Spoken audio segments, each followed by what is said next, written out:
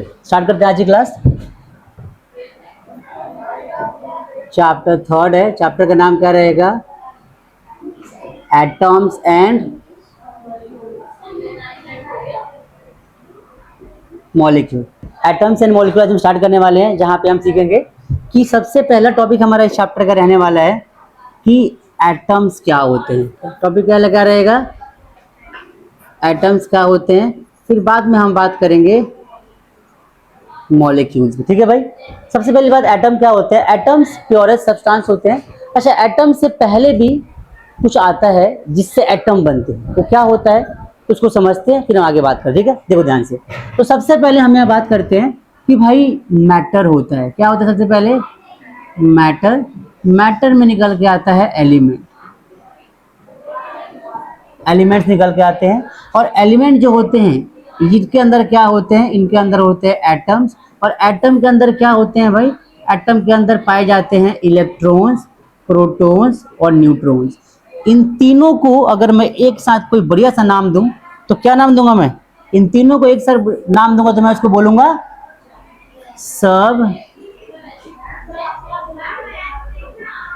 Atomic particles. क्या बोलूंगा मैं? सब एटॉमिक पार्टिकल्स। एटम के अंदर के पार्टिकल्स को सब एटॉमिक पार्टिकल। जैसे होता नहीं है, एक होता है जूनियर, एक होता है सब जूनियर। टीम होती है हमारी, तो जूनियर के बाद कौन सी आती है? सब जूनियर। वैसे ही एटम के बाद सब एटॉमिक पार्टिकल्स। आई बात समझ में?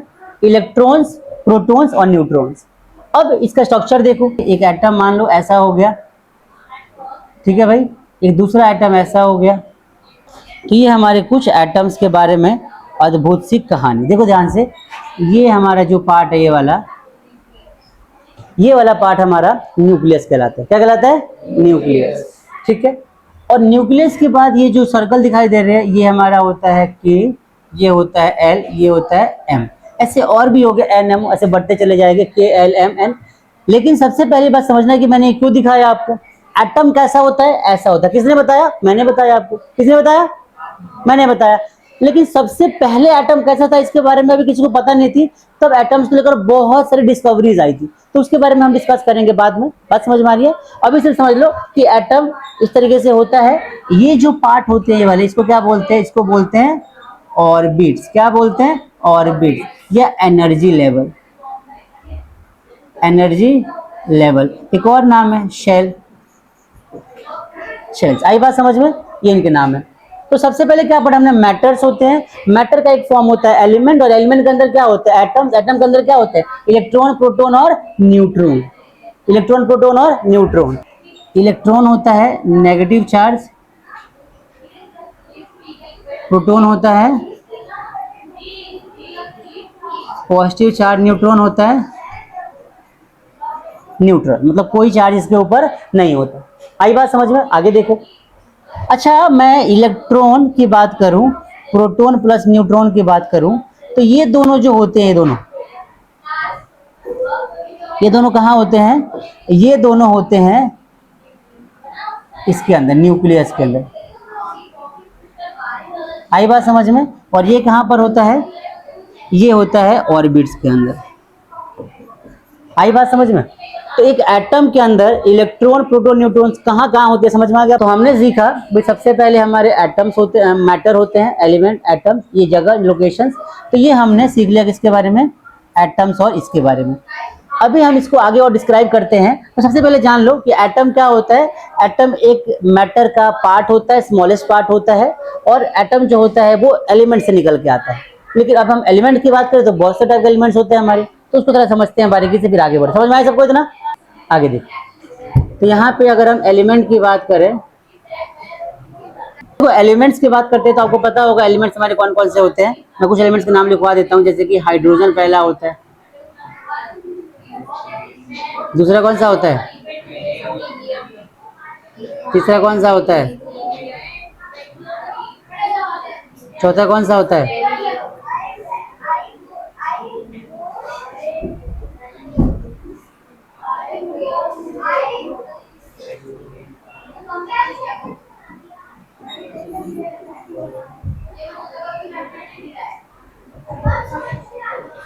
बोरोन। छठा कौन सा होता है? कार्बन। सातवां कौन सा होता है?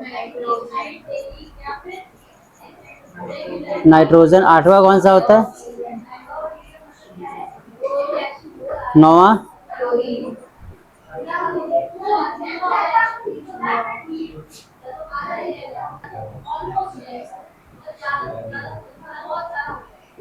10वां? नियोन। 11वां देखो। अच्छा, ये सिंबल होता है इनका। सिंबल क्या होता है, ध्यान से देखो। सिंबल्स कैसे होते हैं? हाइड्रोजन का लिखते हैं हम, हीलियम का, लिथियम का, बेरिलियम का, बोरॉन का बी, कार्बन का सी, नाइट्रोजन का एन, ऑक्सीजन का ओ, फ्लोरीन का, नियॉन का। आई बात समझ में? ठीक है भाई, यहाँ पे क्या आ जाएगा और पे कौन सा हो जाएगा?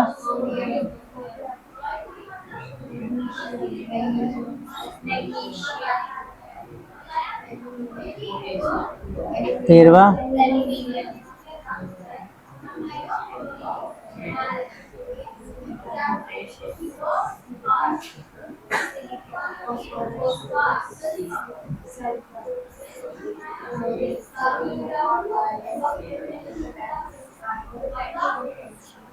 कौन सा होता है? Phosphorus.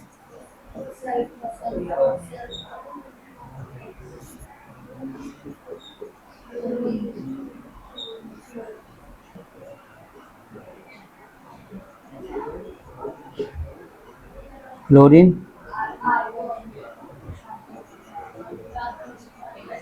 Argon.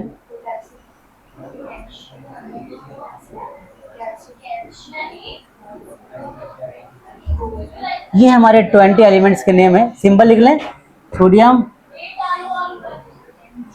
Magnesium, aluminium, silicon, phosphorus, sulphur, chlorine, argon, potassium और कैल्शियम। ठीक है भाई। अब ध्यान से देखो, ये जो पार्ट है ये वाला,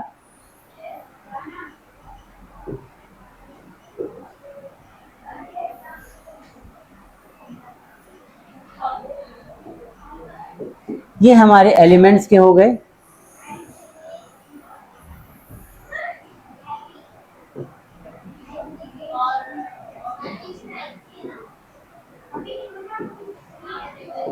चलो भाई, तो ये हमारे क्या हो गए?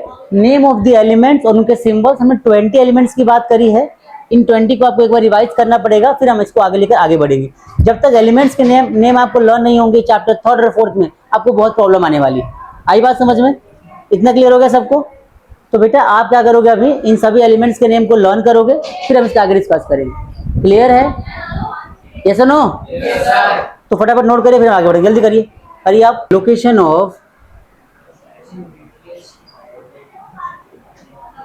Location of electrons, protons and neutrons and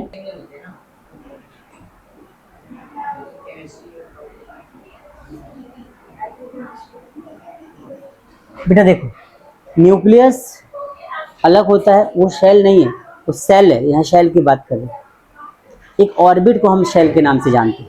ये अलग फंडा है, वो अलग फंड है। बायोलॉजी का कॉन्सेप्ट अलग है और केमिस्ट्री का अलग है। ठीक है। अब देखो, लोकेशन ऑफ किसकी बात करने वाले हैं हम? लोकेशन ऑफ हम बात करने वाले हैं यहाँ पे इलेक्ट्रॉन, प्रोटॉन एंड न्यूट्रॉन की। किसकी बात करने वाले हैं? इलेक्ट्रॉन, प्रोटॉन एंड न्यूट्रॉन की। तो आइए समझते हैं कि कैसे अलग अलग होते हैं, कहाँ कहाँ होते हैं। ध्यान से देखो, ये हमारे पास क्या है? हमारे पास एक एटम है और यहाँ पे इसका सेंटर है। ठीक है भाई, पूरी बात समझना। अब यहाँ पर इसका सेंटर जो है, इस पूरे इलेक्ट्रॉन, प्रोटॉन, न्यूट्रॉन की लोकेशन कहाँ पर होती है, कैसे होती है, उसको समझते हैं। तो इसके आसपास यहाँ पर एक ऑर्बिट होता है, एक ऑर्बिट यहाँ पर होता है, ऐसे कई सारे ऑर्बिट्स होते हैं। ठीक है। तो जो न्यूक्लियस है ना, ये वाला पार्ट, ये वाला, इसको न्यूक्लियस बोलते हैं। तो न्यूक्लियस के अंदर होता है क्या? इसके अंदर होता है प्रोटॉन प्लस में न्यूट्रॉन। आई बात समझ में? न्यूक्लियस के बाद अगर आते हैं तो ये वाला जो गोल गोल सर्कल दिखाई दे रहा है, इसको बोलते हैं हम ऑर्बिट। और इस ऑर्बिट के अंदर क्या पाया जाता है? इस ऑर्बिट के अंदर पाया जाता है इलेक्ट्रॉन। इलेक्ट्रॉन यहाँ पे, यहाँ पे, यहाँ पे, यहाँ पे, यहाँ पे, यहाँ पे, कहीं पे भी हो सकते हैं। हमें क्या करना है? हमें लोकेशन का पता नहीं लगाना, वो बात की बात है। पहले हम क्या करने वाले हैं कि किस ऑर्बिट में कितने इलेक्ट्रॉन्स होते हैं इसका हम पता लगाएंगे। इसके लिए एक फॉर्मूला है, इसको बोलते हैं क्या, इलेक्ट्रॉनिक कॉन्फ़िगरेशन। क्या बोलते हैं, समझो, किसी भी न्यूक्लियस, किसी भी ऑर्बिट के अंदर कितने इलेक्ट्रॉन्स होंगे कौन बताए, कैसे पता चलेगा? तो उसके लिए क्या फॉर्मूला है, टॉपिक का नाम क्या रहेगा हमारा, इलेक्ट्रॉनिक कॉन्फ़िगरेशन। इलेक्ट्रॉनिक कॉन्फ़िगरेशन, इसको समझो ध्यान से। किस ऑर्बिट में कितने इलेक्ट्रॉन्स होंगे हमें क्या करना है, हमें इस चीज को प्लेस करना है, जानना है। तो देखो एक फॉर्मूला होता है 2n²। क्या फॉर्मूला होता है, 2n², जहां पे n की वैल्यू क्या होती है, n is equal to number of orbit. n क्या होता है, नंबर ऑफ ऑर्बिट। हम किस ऑर्बिट की बात करें वो हमारा n होगा। अब ध्यान से देखो, लिखो 4 फर्स्ट ऑर्बिट। फर्स्ट ऑर्बिट की बात करते हैं तो उसमें कितने इलेक्ट्रॉन होने चाहिए, कौन डिसाइड करेगा? यहाँ n की वैल्यू 1 पुट कर दो, n इज इक्वल टू 1 लिख सकते हैं। क्योंकि अगर पहले ऑर्बिट की बात करते हैं तो यहाँ पे n इज इक्वल टू क्या आता है 1, दूसरे ऑर्बिट में n इज इक्वल टू 2, तीसरे ऑर्बिट में n इज इक्वल टू 3। जितने ऑर्बिट्स बढ़ते जाएंगे उतने n की वैल्यू हमारी बढ़ती चली जाएगी। बात समझ में आ रही है? यस और नो? यस और नो? Yes sir. मजा आने वाला, ध्यान से देखो। तो फर्स्ट ऑर्बिट की बात करते हैं, फॉर्मूला लगा दो, 2n² फॉर्मूला है। मैंने लिखा 2n की जगह क्या लिया 1, उसका स्क्वायर कर दिया, क्या आंसर आएगा 2। तो फर्स्ट ऑर्बिट में कितने इलेक्ट्रॉन आ सकते हैं, मैक्सिमम 2। फर्स्ट ऑर्बिट में कितने मैक्सिमम इलेक्ट्रॉन को हम प्लेस कर सकते हैं, 2। देखो 4 सेकेंड इलेक्ट्रॉन, 4 सेकेंड ऑर्बिट। अब क्या हो जाएगा, यहाँ n की वैल्यू क्या लेंगे हम 2, तो लिखो 2 का स्क्वायर क्या हो जाएगा, 2 टच जब 4 2 जा 8, लिखो 4 थर्ड ऑर्बिट। तो यहाँ पे n इज इक्वल टू क्या लेंगे हम 3, तो लिखो 2 3 का स्क्वायर क्या आ जाएगा 18। तो आप एक पैटर्न देखोगे, पैटर्न क्या होगा, पैटर्न ये निकल के आएगा कि भाई आपको अगर हर ऑर्बिट में इलेक्ट्रॉन प्लेस करना है तो पहले ऑर्बिट में 2 आएगा, दूसरे में 8, तीसरे में 8, फिर 18, फिर 32 सो ऑन। अच्छा आप बोलोगे सर दूसरे में तो हमारा 8 आया था, तीसरे में 18 आया था। एक एक्सेप्शन केस होता है, इसको हम बाद में डिस्कस करेंगे, जिसकी वजह से क्या होता है कि ये सारे के सारे जो हमारे एटम्स है, इलेक्ट्रॉन्स है, देखो ध्यान से, पहले ऑर्बिट में मैं अगर बात करूं यहाँ पे KLMNO ऐसे बात करूं तो पहले ऑर्बिट में कितने इलेक्ट्रॉन आ सकते हैं हमारे, 2 आ सकते हैं, फिर 8, फिर 8, फिर 18, फिर 32, ऐसे बढ़ता चला जाएगा, ऐसे बढ़ता चला जाएगा। तो हमें क्या करना है,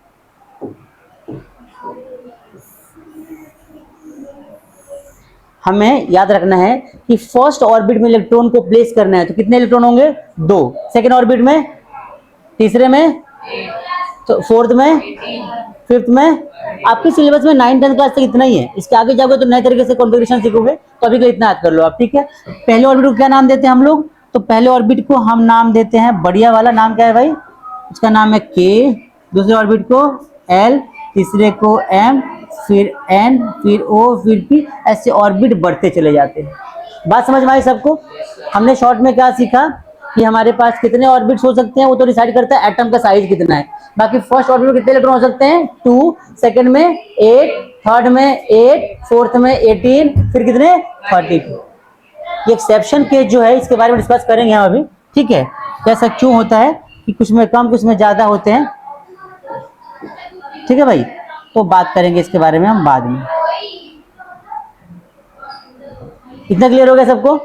चलो तो इसको इतना रखते हैं, फिर हम करते हैं कॉन्फ़िगरेशन कुछ एलिमेंट्स का, ठीक है। आइए बताओ ना, चलो। तो कॉन्फ़िगरेशन करने से पहले एक नया टॉपिक सीखना है, क्या,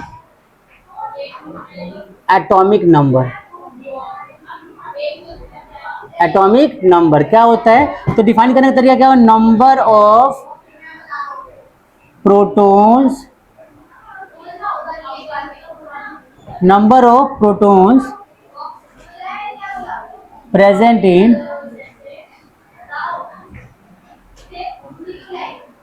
in nuclei of any atom, किसी भी एटम के न्यूक्लियाई में कितने नंबर ऑफ प्रोटॉन्स प्रेजेंट है वो कौन डिसाइड करता है? उसको बोलते हैं एटॉमिक नंबर। इसको कैसे रिप्रेजेंट करते हैं? तो रिप्रेजेंटेड बाई जेड। ठीक है, मैं बोलूं z इज इक्वल टू 6, मतलब किसकी बात कर रहे हैं हम?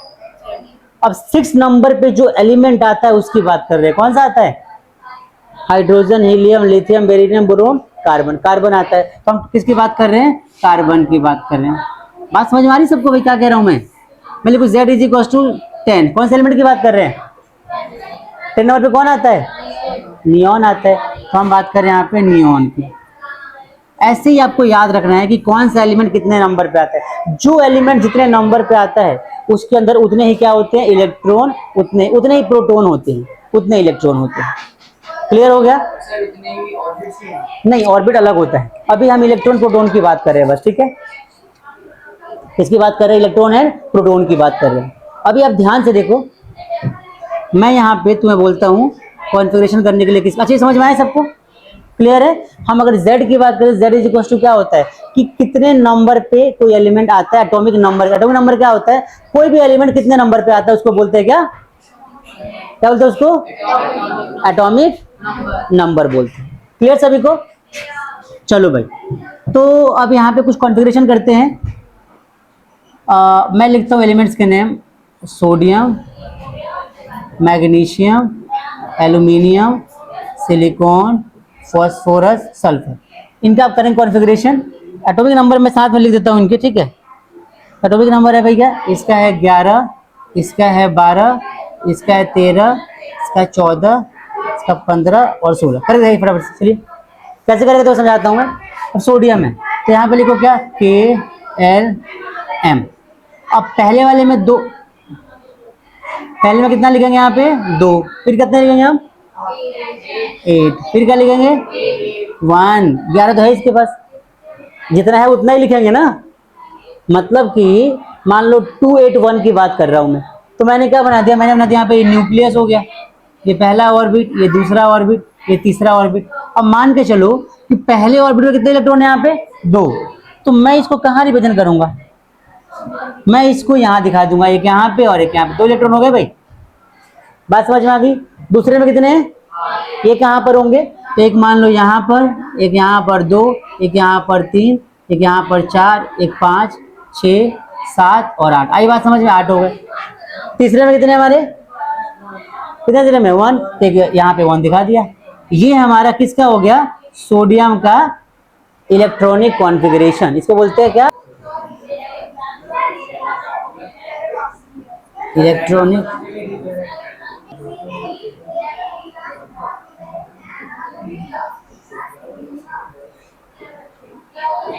ये सोडियम का इलेक्ट्रॉनिक कॉन्फ़िगरेशन है। इसको बोलते हैं स्ट्रक्चरल कॉन्फ़िगरेशन। क्या बोलते हैं इसको? स्ट्रक्चरल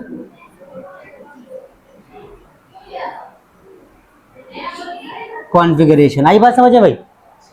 देखो बेटा, मैंने बताया कि किसी ऑर्बिट में 2, 8, 18, 8, 8, 18 ऐसे होते हैं। तो जिसके पास जितने एटम होंगे, इलेक्ट्रॉन होंगे, उतना ही तो रखेगा ना। इसके पास कितने इलेक्ट्रॉन टोटल?